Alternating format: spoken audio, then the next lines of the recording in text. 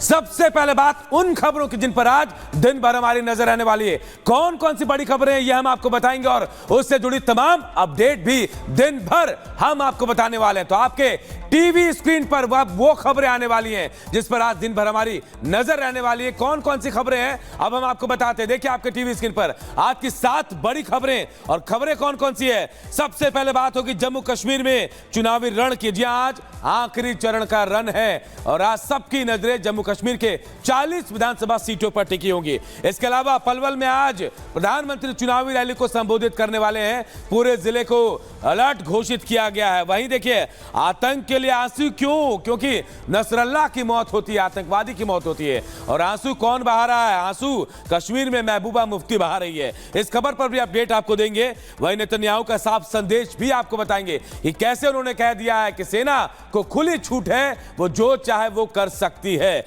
इसके अलावा पाकिस्तान में बगावत की चिंगारी भी देखने को मिल रही है। इससे जुड़ी हर एक अपडेट भी आपको दिखाएंगे और साथ ही आपको यह भी बताएंगे कि बिहार कैसे सैलाब में डूब रहा है, कैसे बिहार के लोग बाढ़ से परेशान हैं। और साथ ही आपको यह भी बताएंगे कि इसकी वजह कहां है। नेपाल, जहां अब तक बाढ़, बारिश और भूस्खलन से 200 लोगों की मौत हो चुकी है।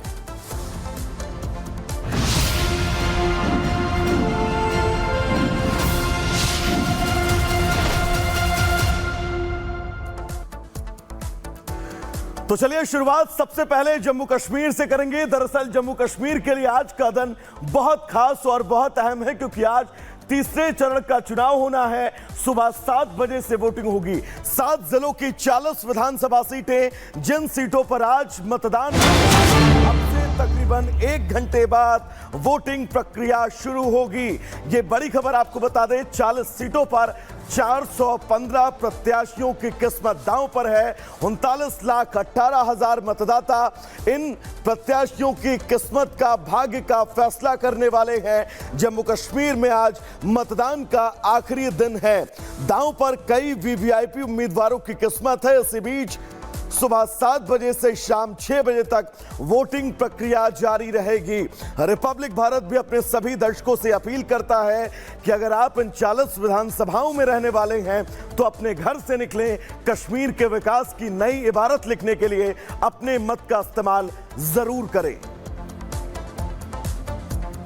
और बड़ी खबर यह भी आपको बता देते हैं कि इन 40 सीटों पर 415 उम्मीदवार अपनी किस्मत आजमा रहे हैं। इसके अलावा 39 लाख से ज्यादा मतदाता आज अपने मताधिकार का इस्तेमाल करने वाले हैं क्योंकि तीसरे चरण का आज रण है जम्मू कश्मीर में। और आज आखिरी चरण का चुनाव, 415 प्रत्याशी 40 सीटों पर अपनी किस्मत आजमा रहे हैं। करीब 39,18,000 मतदाता हैं। मतदाताओं के लिए 5,030 मतदान केंद्र बनाए गए हैं। इसके अलावा वोटिंग सेंटर पर 20,000 से ज्यादा पोल कर्मियों की तैनाती की गई है। आप समझिए पूरी व्यवस्थाएं कर ली गई हैं, पूरी तैयारी कर ली गई है। 7 बजे का वक्त बताया जा रहा है, सुबह 7 बजे का वक्त जब मतदान की प्रक्रिया शुरू हो जाएगी।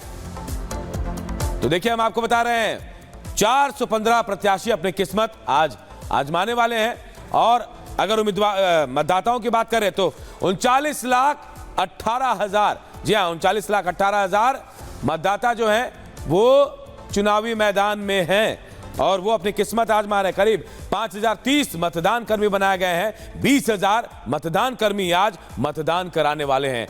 तो 39,18,415 उम्मीदवारों की किस्मत का फैसला तय करेंगे।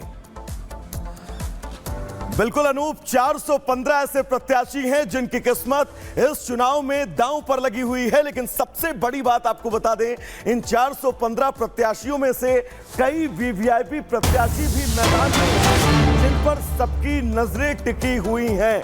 और वो वीवीआईपी नाम कौन कौन से हैं? सज्जाद गनी लोन, खुर्शीद अहमद, देवेंद्र सिंह राणा, मुजफ्फर हुसैन बेग, एजाज अहमद गुरु मैदान में हैं। ये कई वीवीआईपी ऐसे हैं जिनकी किस्मत आज के इस चुनाव में दांव पर लगी हुई है। इनका राजनीतिक सियासी भविष्य क्या होगा, इसकी पटकथा आज इन तमाम विधानसभा क्षेत्रों के मतदाता लिखने वाले हैं।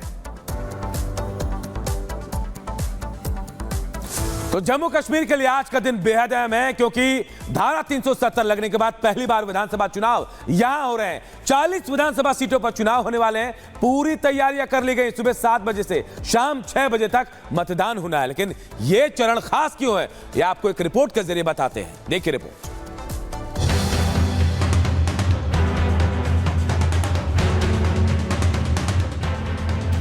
नेताओं के वादों और जीत हार के दामों के बीच जम्मू कश्मीर में आखिरी चरण का रण है। वो रण जिसके लिए सभी दलों के नेताओं ने चुनावी प्रचार में अपनी पूरी ताकत झोंक दी, तो दूसरों की खामियों को गिनाने में भी कोई कोर कसर नहीं छोड़ी। अंतिम चरण की बात करें तो 7 जिलों की 40 विधानसभा सीटों पर वोटिंग होगी। इनमें जम्मू की 24 और कश्मीर की 16 सीटें शामिल हैं। 40 सीटों के लिए 415 प्रत्याशी मैदान में हैं।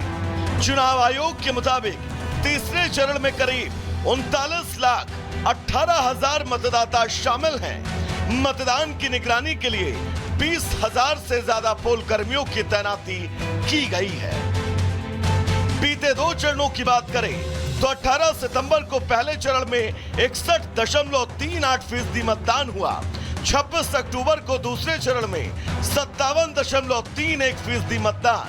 अब सबकी नजर आज की वोटिंग पर है। वहीं 7 जिलों की 40 सीटों की बात करें तो जम्मू में 11 सीटें, बारामूला की 7 सीट, कुपवाड़ा की 6 विधानसभा सीट, कठुआ की 6 विधानसभा सीट, उधमपुर की 4 सीटें, बांदीपोरा की 3 सीट, सांबा की 3 विधानसभा सीटें शामिल हैं।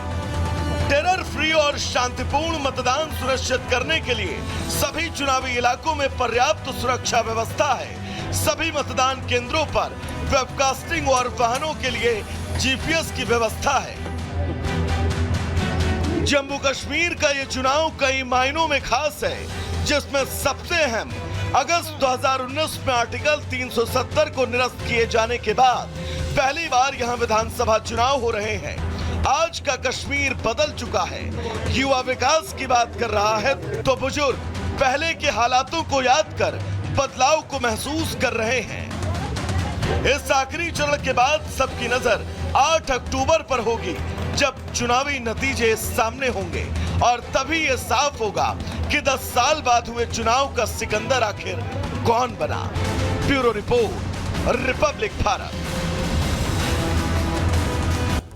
तो दर्शकों, तीसरे चरण का मतदान अब से बस कुछ मिनट बाद शुरू होने वाला है। लेकिन सबसे अहम और सबसे खास इस बार बीते 2 चरणों के वोटिंग प्रतिशतता है, क्योंकि अगर इन प्रतिशतों पर नजर डालें तो ये बताने के लिए काफी है कि पहले फेज में 61.38% और दूसरे फेज में 57.31% मतदान हुए हैं। तो यानी कि अब आज के इस चरण में सबकी नजरें टिकी हुई हैं, क्योंकि सबसे ज्यादा सीटें आज ही के इस चरण में जो है उन पर मतदान होना है। 40 सीटें हैं 7 जिलों की जिन पर आज मतदान होना है। इनमें से सबसे ज्यादा जम्मू संभाग की सीटें हैं और यही वजह है कि बीजेपी के कोर वोटर इन तमाम जिलों में मौजूद हैं। और साथ ही आपको यह भी बता दें कि बीजेपी इन लगभग सभी सीटों पर बहुत मजबूत है और विपक्ष के लिए ये सीटें जो हैं वो चुनौती बनने वाले हैं। यानी कि आज वोटिंग प्रतिशतता कितनी होगी इस पर भी सबकी नजरें टिकी रहेंगी। ये 3 तस्वीरें, पहला फेज, दूसरा फेज और आज तीसरा फेज।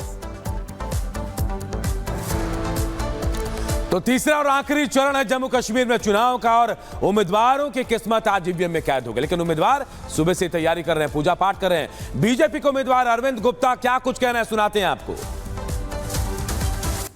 जो फेस है, लास्ट फेस है चुनाव का, और ये चुनाव जम्मू कश्मीर के लिए एक ऐतिहासिक चुनाव है, क्योंकि जम्मू कश्मीर में पहली बार जम्मू का मुख्यमंत्री बनने जा रहा है। क्योंकि जिन लोगों ने 70 साल राज किया, ना तो उन्होंने जम्मू की पहचान बनने दी, ना डोगरों की पहचान बनने दी, ना जम्मू कश्मीर की कहीं पे पहचान बनी। उन्होंने हमेशा जम्मू के साथ भेदभाव किया। तो इसलिए जम्मू के विकास के लिए और जम्मू की प्रगति के लिए जम्मू कश्मीर में जम्मू का मुख्यमंत्री चाहिए, जो जम्मू कश्मीर में जो आज तक भेदभाव होते रहे हैं वो भेदभाव खत्म हो। तो चलिए दर्शकों, आगे बढ़ेंगे और बात गुड मॉर्निंग भारत में दिल्ली से आ रही एक अहम खबर की करेंगे। दरअसल दिल्ली के उत्तम नगर इलाके में खड़ी गाड़ी पर अज्ञात बदमाशों ने जबरदस्त अंधाधुंध फायरिंग की है। ये बड़ी खबर आपको बता दें दिल्ली के उत्तम नगर से है, जहां पर खड़ी गाड़ी पर अज्ञात बदमाशों ने अंधाधुंध फायरिंग की है। गुरुद्वारे के बाहर दरअसल ये गाड़ी खड़ी थी, जिसके बाद कुछ अज्ञात बदमाश वहां पर पहुंचते हैं और अंधाधुंध फायरिंग उस खड़ी गाड़ी पर झोंक देते हैं। गैंगस्टर गोगी मान के नाम से एक पर्चा भी इस वारदात के स्थल पर छोड़ा गया है। मामले की जांच पुलिस कर रही है कि आखिर इस पूरी वारदात के पीछे कौन और कितने लोग शामिल हैं। और अगली बड़ी खबर राजस्थान से आ रही है। राजस्थान के अजमेर में कॉटन फैक्ट्री में जबरदस्त तरीके से आग लग गई। हालांकि किसी के हताहत होने की खबर नहीं है, लेकिन लाखों का नुकसान हो गया है। तो देखिए, देर रात कॉटन फैक्ट्री में अजमेर में आग लगी और बताया जा रहा है कि हादसे में किसी के हताहत होने की खबर तो नहीं है, लेकिन लाखों रुपए का नुकसान हो गया है। ये बड़ी खबर इस वक्त राजस्थान के अजमेर से आ रही है, जहां पर कॉटन फैक्ट्री में भीषण आग लगी। आग इतनी जबरदस्त कि लाखों का नुकसान हो गया। हालांकि किसी के हताहत होने की कोई खबर अब तक नहीं मिली है। तो चलिए अब आगे बढ़ेंगे, बात करेंगे। दरअसल हिजबुल्लाह और हुती पर लगातार इजरायली हमले जारी हैं। ये हमले रुकने का नाम नहीं ले रहे हैं और इजराइल के पीएम बेंजामिन नेतन्याहू ने सेना को खुली छूट दे दी है। ये बड़ी खबर है। हिजबुल्लाह और हुती पर लगातार इजरायली डिफेंस फोर्स हमलावर है। तमाम ठिकानों को सबसे पहले चिन्हित किया जाता है और फिर हवाई हमले के बाद जिस जगह पर टारगेट सेट किया जाता है वो जगह